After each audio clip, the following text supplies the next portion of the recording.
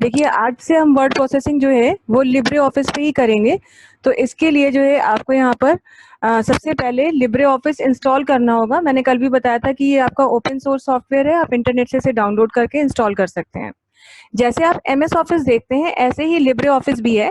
Basically MS office जो है वो डिजाइन किया गया था माइक्रोसॉफ्ट विंडोज के प्लेटफॉर्म पे चलाने के लिए। इसी तरह से यूनिक्स या लाइनक्स पे अगर आप कोई इस तरह की एप्लीकेशन का ग्रुप चलाना चाहते हैं और ऑफिशियल टास्क परफॉर्म करना चाहते हैं तो उसके लिए लिब्रे ऑफिस दिया गया है। आप लिब्रे ऑफिस को अपाची ऑफिस भी कह सकते हैं या अपाची ऑफिस के फॉर्म में भी आपको मिलता है, लेकिन आप जब इसे इंस्टॉल करेंगे तो लिब्रे ऑफिस से ही इसे इंस्टॉल कीजिएगा। जिस तरह से एमएस ऑफिस में डिफरेंट टास्क को परफॉर्म करने के लिए डिफरेंट एप्लीकेशंस दी हैं, जैसे वर्ड्स को प्रोसेस करने के लिए वर्ड है, और शीट्स पे काम करने के लिए, कैलकुलेशन करने के लिए एक्सेल है, और प्रेजेंटेशंस बनाने के लिए पावर पॉइंट होता है। इसी तरह से लिब्रे ऑफिस में भी डिफरेंट एप्लीकेशंस का कलेक्शन स्टोर किया है। जिस तरह से वहां वर्ड मिलता है, यहाँ पर लिब्रे ऑफिस में राइटर मिलता है हमको। जैसे एक्सेल मिलता है, यहाँ पर कैल्सी मिलता है, और पावर पॉइंट की तरह यहाँ पर जो पैकेज मिलता है उसका नाम है इम्प्रेस, और यही तीन हमारे सिलेबस में भी है। So today we are going to start with LibreOffice writer.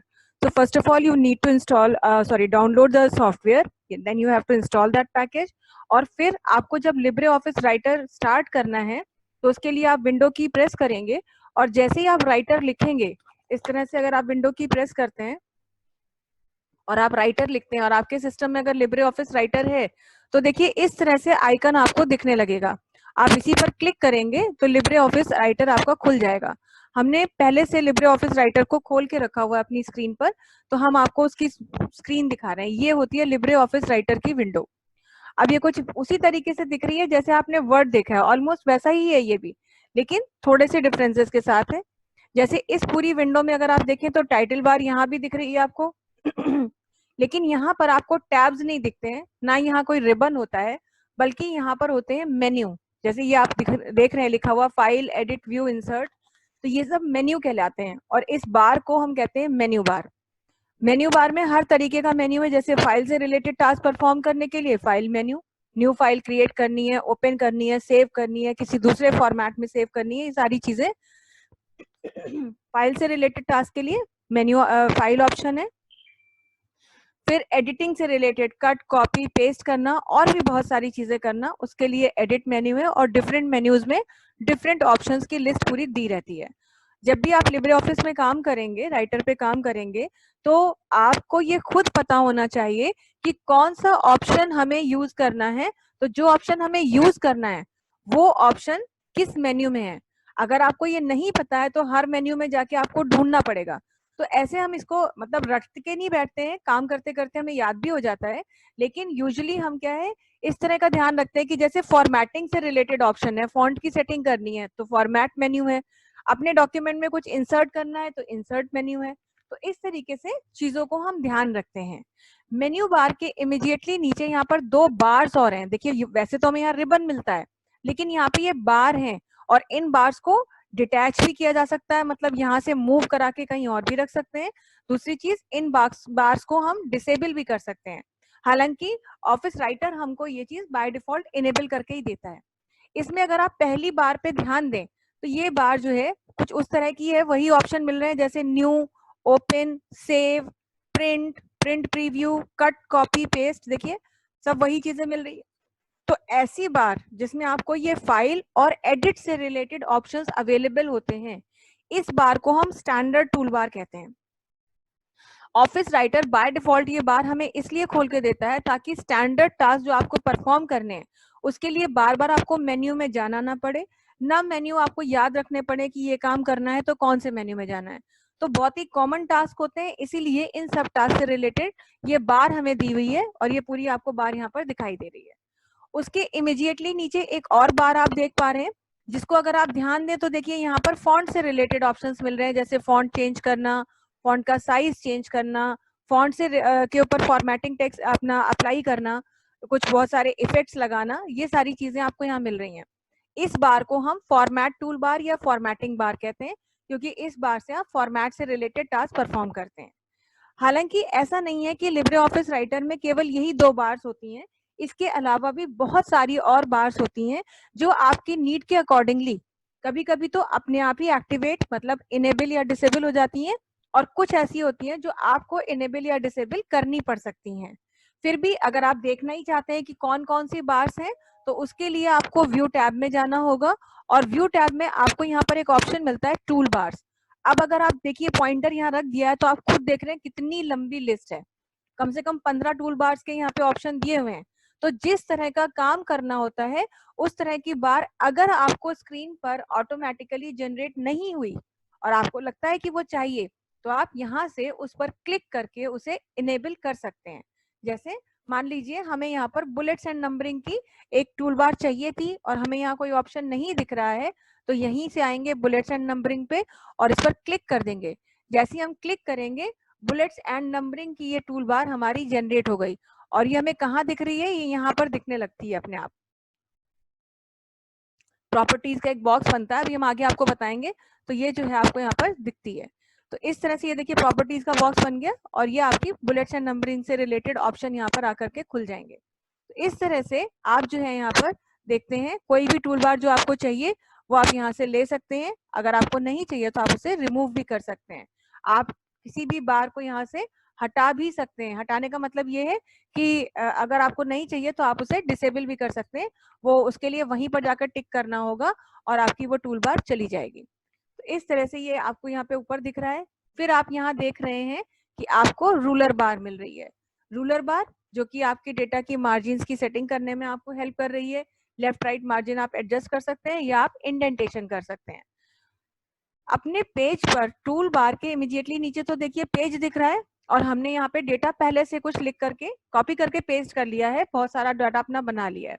लेकिन अगर आप राइट हैंड साइड पर ध्यान दें तो एक तो आपको मिल रही है ये स्क्रॉल बार। ये स्क्रॉल बार है जिससे आप स्क्रॉल करते हैं, लेकिन स्क्रॉल बार के तुरंत पीछे अगर आप देखें तो ये एक और बार यहाँ पे मिलती है, इसको हम कहते हैं साइड बार। क्योंकि ये साइड में है इसलिए इसे साइड बार कहा जाता है। और इस साइड बार में कुछ ऑप्शंस हमें पहले से मिल रहे हैं। जैसे ये सब बार में ऑप्शंस लगे हुए हैं बटन्स के फॉर्म में, इस पर हम क्लिक करेंगे तो ये प्रॉपर्टीज का बॉक्स है, खुल गया। इसी पे क्लिक कर दीजिए, बंद हो गया। आप प्रॉपर्टीज क्यों यूज करेंगे ये बाद में देखेंगे। पेज से रिलेटेड ऑप्शन, तो ये पेज बार खुल गई, ये देखिए इसी पे क्लिक कर दिया, बंद हो गई। फिर यहाँ पे स्टाइल्स हैं और इसी तरह से गैलरी, और लास्ट में है नेविगेशन। तो कुछ बार्स साइड बार में कुछ ऐसे ऑप्शंस हमको यहीं पर मिलते हैं, और ये यहाँ पर मिलते ही इसीलिए हैं क्योंकि इन ऑप्शंस की आपको लगभग हर समय जरूरत पड़ेगी। तो ये चीज आपको मिलती है। फिर इसके नीचे आप यहाँ अगर देखें तो यहाँ पर यह आपको जो है वो हमारी बार खुली हुई दिख रही है, जो हमने बुलेट्स एंड नंबरिंग की बार खोली थी।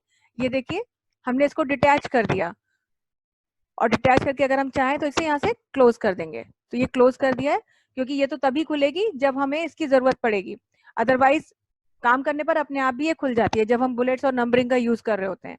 फिर अगर आप देखें तो सबसे नीचे यहाँ पर आपकी जो है ये स्टेटस बार है, और स्टेटस बार आपको बता रही है कि आपके डॉक्यूमेंट में कितने पेजेस हैं, आप किस पेज पर हैं। इसमें स्टैटिस्टिकल काउंट बताता है, कितने वर्ड्स हैं, कितने कैरेक्टर्स हैं, इतनी सब चीजें ये आपको बता रहा है। उसके अलावा ये आपको क्या बता रहा है यहाँ पर, उसके अलावा ये आपको बता रहा है, मैं थोड़ा सा ऊपर कर देती हूँ यहाँ पर, कि अभी कौन सा स्टाइल अप्लाइड है। जैसे वहां स्टाइल थे ऐसे यहाँ भी स्टाइल है, आप कौन सी लैंग्वेज में काम कर रहे हैं। और थोड़ा सा आगे अगर आप बढ़ेंगे तो यहाँ पे सिलेक्शन का प्रोसीजर कौन सा चल रहा है वो, और अभी डॉक्यूमेंट में मॉडिफिकेशन हुआ तो वो बता रहा है कि इसमें मॉडिफिकेशन हुआ है, आप इसे सेव करें, ये सेव करने का यहाँ पर बटन है। फिर यहाँ पर आपको एक बटन, 3 बटन्स और मिलते हैं। ये बटन्स मिलते हैं आपको आपके डॉक्यूमेंट के डिफरेंट व्यूज को देखने के लिए, क्योंकि जिस डॉक्यूमेंट को आप सामने देख रहे हैं इसको 3 डिफरेंट विंडो में देखा जा सकता है। वो व्यूज क्या होते हैं और क्यों देखे जाते हैं ये हम आपको आगे बताएंगे। उसके बाद यहाँ पर भी देखिए जूम इन और जूम आउट है, बिल्कुल जैसे वर्ड में था। यहाँ भी आप जूम इन कर सकते हैं। जूम इन का मतलब है ओरिजिनल साइज के साथ कोई भी छेड़खानी किए बिना आप उसे एनलार्ज कर रहे हैं, मगर लिब्रे ऑफिस में आप मैक्सिमम 600% तक जूम इन कर सकते हैं। और अगर आप जूम आउट करने की बात करें तो जूम आउट का मतलब है ओरिजिनल साइज के साथ कोई भी काम किए बिना उसको छोटा करके देखना। और जब हम कहते हैं मिनिमम तो यहाँ 20% लिमिट होती है, 20% तक आप जूम आउट कर सकते हैं। तो इस तरह से आपको वही सारे लगभग ऑप्शन मिल रहे हैं, बस थोड़ा सा देखने में डिफरेंट है, बाकी चीजें वैसी ही मिल रही हैं। अब हम बात करते हैं कि अगर हमें कोई नई फाइल खोलनी होती है तो क्या करना है। वही जैसे कंट्रोल एन वहां प्रेस करते थे, ऐसे यहाँ पर भी है कि आपने यहाँ फाइल पे क्लिक किया और न्यू पे क्लिक कर दिया, या कंट्रोल एन आप प्रेस कर सकते हैं। एमएस वर्ड का राइटर का डॉक्यूमेंट क्रिएट करने के लिए आपको यहाँ पर टेक्स्ट डॉक्यूमेंट ऑप्शन को यूज करना होगा। जैसे आप यहाँ पर टेक्स्ट डॉक्यूमेंट पे काम करेंगे, क्लिक करेंगे, तो आपको एक ब्लैंक न्यू विंडो मिलेगी और ब्लैंक न्यू विंडो में आप अपना टेक्स्ट लिखना शुरू कर देंगे, जो कि हमने ऑलरेडी लिखा हुआ है। चलिए अब यूज करते हैं ऑप्शंस। सबसे पहले बात करते हैं टेक्स्ट में कि जब ज्यादा टेक्स्ट होता है तो हमें बहुत सारे टास्क परफॉर्म करने में बहुत सा समय लगता है। जैसे सिलेक्शन, एक बहुत ही सुनने में तो बड़ा सिंपल लग रहा है कि टेक्स्ट सिलेक्ट करना कौन सा मुश्किल काम है, माउस से काम हो तो जाता है। लेकिन फिर भी अगर आपको मान लीजिए मैं बोलूं कि ये वाला जो सेंटेंस है, you can use these galleries, ये वाला सेंटेंस यहाँ से स्टार्ट हुआ है और यहाँ पे खत्म हुआ है, अभी मुझे ये सेंटेंस सिलेक्ट करना है। तो सेंटेंस को सिलेक्ट करने में, अब सेंटेंस यहाँ से शुरू हुआ है यहाँ खत्म हुआ है, इतना टाइम मुझे लगेगा। यही सेंटेंस अगर बड़ा होगा तो और ज्यादा टाइम लगेगा। पर जाहिर सी बात है, कंप्यूटर पे काम करते समय अगर हम टाइम ज्यादा लगा रहे हैं तो ऑब्वियसली फिर हमें वो हमारे लिए एडवांटेजियस नहीं है। तो कुछ ट्रिक्स होती हैं जिनसे कि हम अपना टाइम सेव कर सकते हैं। और राइटर जैसे पैकेज में सेव सिलेक्शन की टेक्निक्स या ट्रिक्स कह सकते हैं, और नेविगेशन की ट्रिक्स या टेक्निक्स, यानी डॉक्यूमेंट के एक हिस्से से डॉक्यूमेंट के दूसरे हिस्से में जाना, ये सब चीजें हमारा बहुत समय ले लेती हैं। तो अगर आपको ये ट्रिक्स मालूम है तो आप इजीली काम कर सकते हैं। तो पहले कुछ आपको सिलेक्शन के रिलेटेड बातें बताते हैं। जैसे आपको एक सिलेक्ट करना है वर्ड, तो अगर एक शब्द ही सिलेक्ट करना होता है तो हम उस वर्ड पे डबल क्लिक कर देते हैं। कोई भी वर्ड सिलेक्ट करना है उस पर आप सिर्फ डबल क्लिक करेंगे and you will get the word selected. ये नहीं करना है आपको कि ये वर्ड सिलेक्ट करना था, यहाँ से आए यहाँ आए और इतनी देर लगाई, कुछ नहीं, आप सिर्फ डबल क्लिक करें और आपका वर्ड सिलेक्ट हो गया। जिस तरह से आप एक वर्ड सिलेक्ट कर रहे हैं, अगर आप एक सेंटेंस सिलेक्ट करना चाहते हैं तो आपको डबल के बजाय ट्रिपल क्लिक करना है, लेकिन आपको उस सेंटेंस में कहीं भी रहना है। जैसे ये सेंटेंस यहाँ से शुरू हुआ और यहाँ खत्म हुआ, तो इसके बीच में ही कहीं रह करके हम 3 बार जल्दी जल्दी क्लिक करेंगे। देखिएगा, ये देखिए 3 बार जल्दी जल्दी क्लिक करने पर वो सेंटेंस चाहे जहां से शुरू हो रहा हो और चाहे जहां तक खत्म हो रहा हो, वो अपने आप पूरा का पूरा सेंटेंस हमारे लिए सिलेक्ट करेगा। तो इस तरह से आप राइटर में एक वर्ड सिलेक्ट करते हैं और एक सेंटेंस सिलेक्ट करते हैं। अब आती है बात पैराग्राफ सिलेक्ट करने की, क्योंकि वर्ड सबसे छोटी यूनिट है किसी भी वर्ड प्रोसेसर सॉफ्टवेयर की, और उसके बाद सेंटेंस है, और सेंटेंसेस को फ्रेम करके ही हम पैराग्राफ्स बनाते हैं।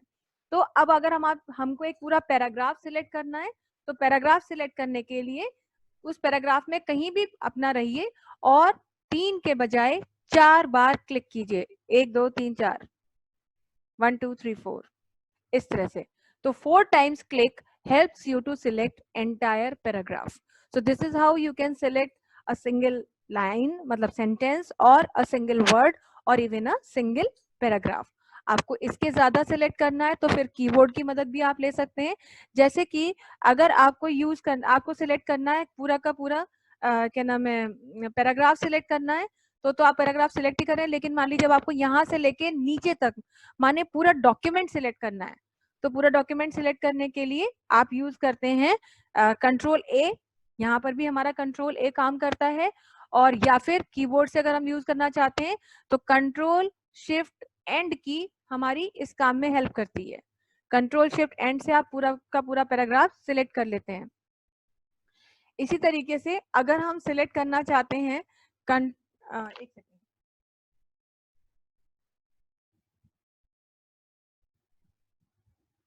ये पूरा पैराग्राफ जो हम सिलेक्ट कर रहे हैं, हमने अभी आपको बताया कि 4 बार क्लिक करना है, लेकिन 4 बार क्लिक करना सबके लिए उतना आसान नहीं है। तो अगर आप कीबोर्ड से शॉर्टकट चाहते हैं तो कीबोर्ड से आप कंट्रोल शिफ्ट और डाउन एरो की अगर प्रेस करते हैं तो पूरा का पूरा पैराग्राफ एक साथ सिलेक्ट हो जाता है। मैं दोबारा से करके दिखा रही हूँ। इस पैराग्राफ में हम कहीं भी हैं, हमने कंट्रोल शिफ्ट और डाउन एरो की प्रेस किया और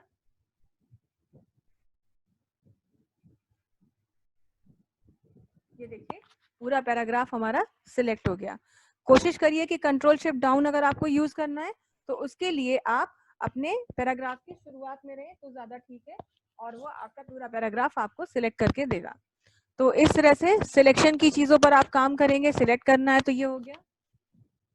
अब सिलेक्शन में वैसे तो और भी बहुत सी चीजें हैं, लेकिन मेन अब मान लीजिए अगर आपने यहाँ लिखा होता, सपोज हमने कुछ हेडिंग लिखी होती, यहाँ पे कुछ लिखा होता, यहाँ लिख दिए नेम, और यहाँ मान लीजिए थोड़ा सा आगे जाके लिख दिया हमने अपने एम्प्लॉयज की बेसिक सैलरी।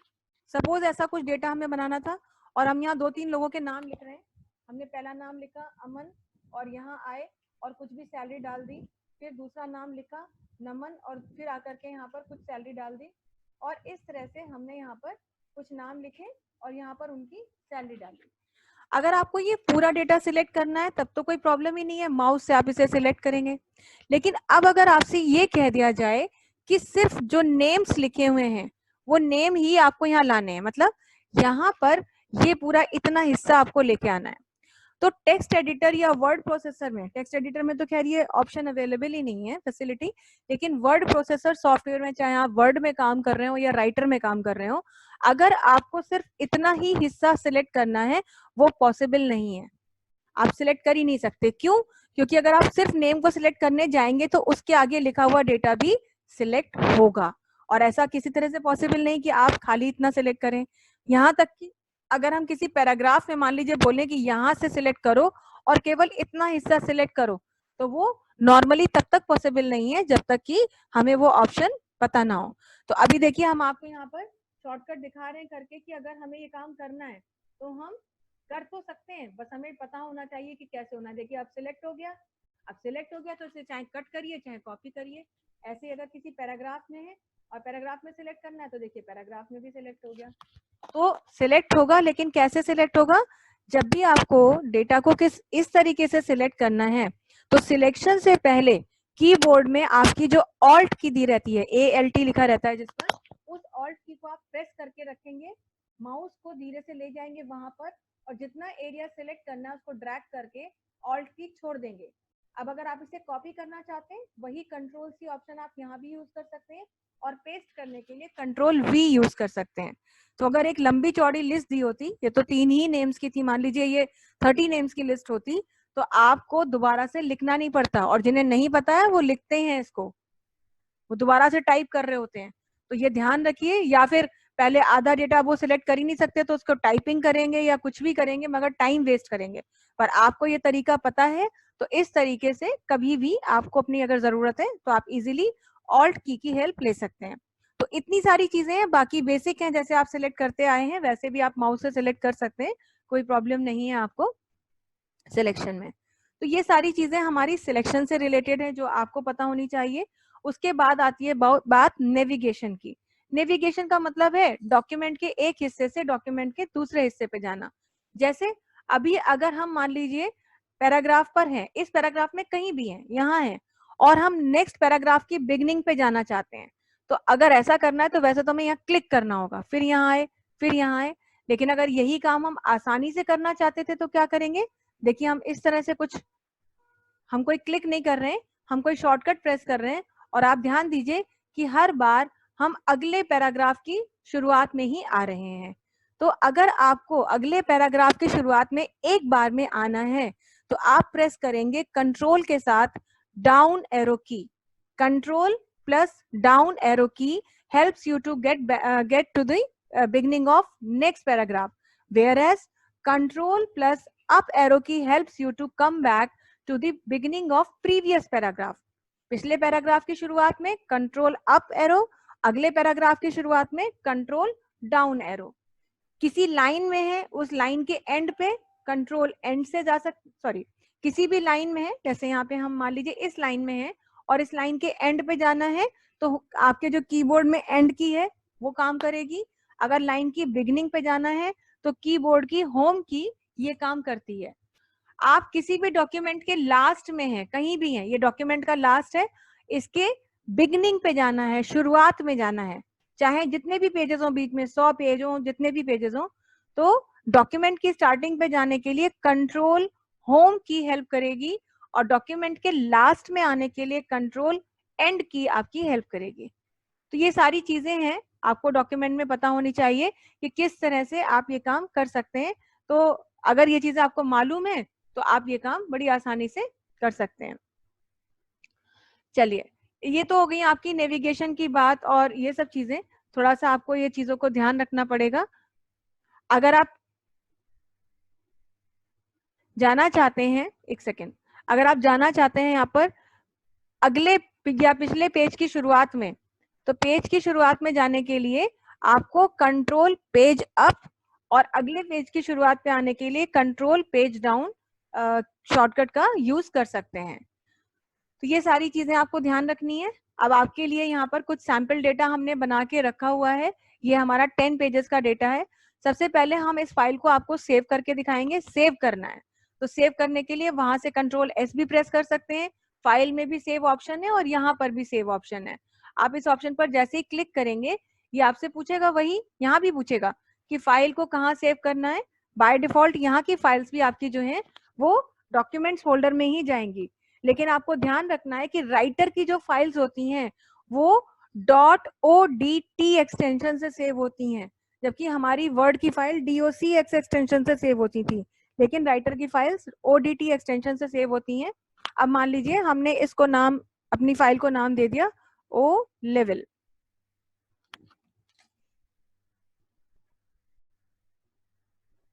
जनवरी 2020 इस तरह से हमने नाम दे दिया और अब हम इसे यहाँ पर सेव करेंगे।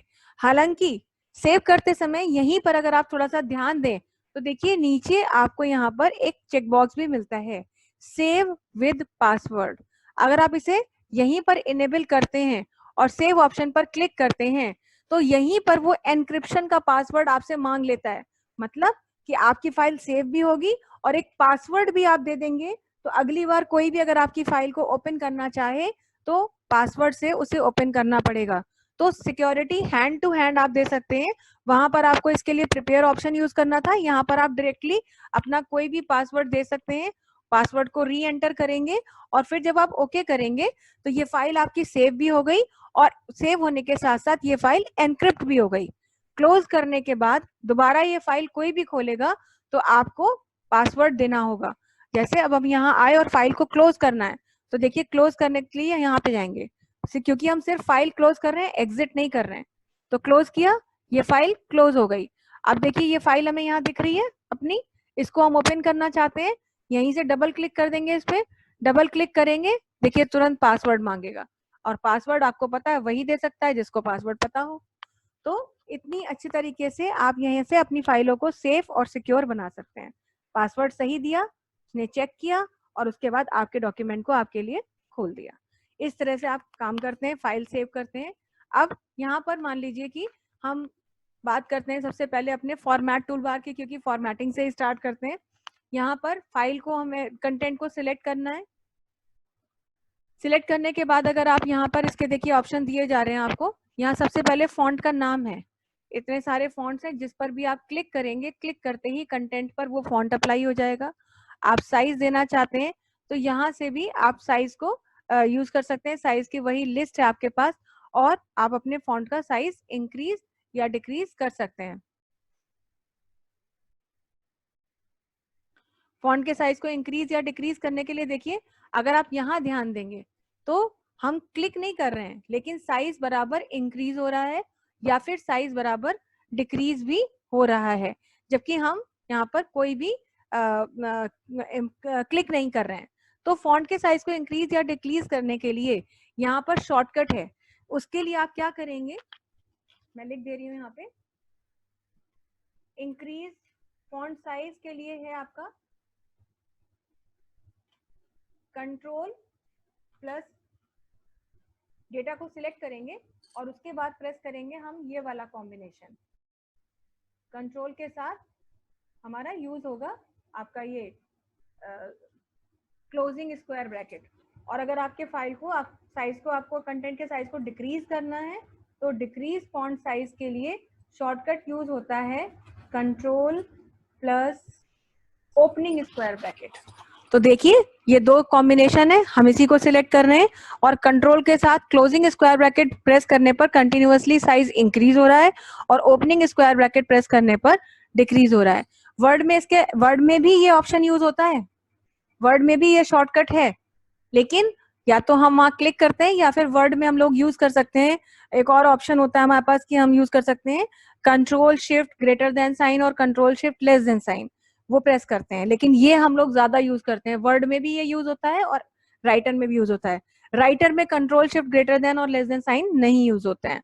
तो वैसे इच्छा आपकी है, जैसा भी आप करना चाहें। अगर आप चाहते हैं कि भाई यहीं से चेंज करना है तो यहाँ से भी आप चेंज कर सकते हैं, वो आपकी मर्जी है। कोई भी जो डेटा आपने लिखा हुआ है उसको आप बोल्ड करना चाहते हैं, जैसे आप कंट्रोल बी से वहां बोल्ड करते थे यहाँ भी कर सकते हैं। कंट्रोल आई से इटैलिक कर सकते हैं, इटैलिक से डेटा थोड़ा बेंट हो जाता है, झुक जाता है, थोड़ा सा डिफरेंट इफेक्ट में आ जाता है। और कंट्रोल यू से आप अंडरलाइन कर सकते हैं। तो ये सारी चीजें यहाँ भी हैं। एक बार बोल्ड कर दिया या इटैलिक कर दिया या अंडरलाइन कर दिया तो वही कॉम्बिनेशन प्रेस करके हम ये चीजें डिसेबल भी कर सकते हैं। जैसे बोल्ड डेटा पे सिलेक्ट करने के बाद कंट्रोल बी प्रेस किया, बोल्डनेस खत्म हो गई। कंट्रोल आई प्रेस किया, इटैलिक इफेक्ट खत्म हो गया। कंट्रोल यू प्रेस किया तो अंडरलाइन हट गई। तो ये सारी चीजें उन्हीं कॉम्बिनेशन से आप इनेबल भी कर सकते हैं और उन्हीं कॉम्बिनेशन से डिसेबल भी कर सकते हैं। अगला हमारा होता है strike through effect. Strike through effect का मतलब है टेक्स्ट जो भी सिलेक्ट किया उसे बीच से सिंगल लाइन से काट देना। इससे क्या है, यूज तो नहीं होता ये, वैसे नॉर्मली नहीं यूज होता है। ये ऑप्शन तभी यूज होता है जब आप प्रूफ रीडिंग कर रहे हो, यानी डॉक्यूमेंट किसी और ने बनाया है, उसने आपको चेक करने के लिए दिया सॉफ्ट कॉपी में और कहा कि इसको चेक करके जहां जहां गलतियां हो वो बता दीजिएगा। तो किसी की गलतियां कॉपी में लगा अगर बतानी है तो हम पेन से काट काट के बता देंगे, भाई निशान बना देंगे, ये गलत है ये गलत है। लेकिन सॉफ्ट कॉपी में अगर ये गलती है तो हम कैसे निशान बनाएंगे? तो उसके लिए ही यूजुअली आपको ये स्ट्राइक थ्रू ऑप्शन मिलता है कि कोई डॉक्यूमेंट आप प्रूफ रीड कर रहे हैं और आप इंडिकेट करना चाहते हैं कि ये चीजें मिस्टेक्स के फॉर्म में है, तो आप स्ट्राइक थ्रू इफेक्ट से इसको यूज कर सकते हैं। इसका कोई भी शॉर्टकट नहीं है, ना वर्ड में ना ही राइटर में। इसके बाद नेक्स्ट है हमारे यहाँ पर सबस्क्रिप्ट और सुपरस्क्रिप्ट इफेक्ट है। सबस्क्रिप्ट और सुपरस्क्रिप्ट इफेक्ट आपने वर्ड में भी बहुत बार यूज किए होंगे। एक्चुअली वर्ड में तो ये होता है जैसे कोई अगर आप डेट लिख रहे हैं, जैसे मान लीजिए हम आज की ही डेट लिख रहे हैं 24th, और 24th लिख के जैसे ही स्पेस देंगे, आपने ध्यान दिया टीएच अपने आप ऊपर चला गया। ऐसे ही एमएस वर्ड में भी होता है कि जब आप कोई डेट लिखते हैं और बिना किसी स्पेस के 24 के बाद हमने स्पेस नहीं दिया, टीएच लिखा और तब हमने स्पेस दिया, तो ये टीएच ऊपर चला गया। तो बाय डिफॉल्ट कुछ चीजें तो राइटर भी अपने आप करता है आपके लिए और वर्ड भी करता है।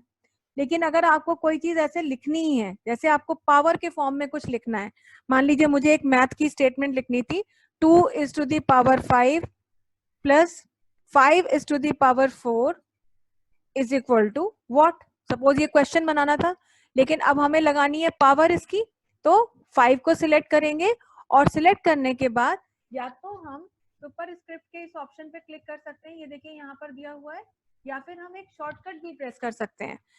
मगर अब दो जगह अगर हमें सुपर स्क्रिप्ट यूज करना है तो बार बार ये काम ना करके एक ही बार डेटा को सिलेक्ट कर लेंगे और तब हम सुपर स्क्रिप्ट ऑप्शन का यूज कर सकते हैं।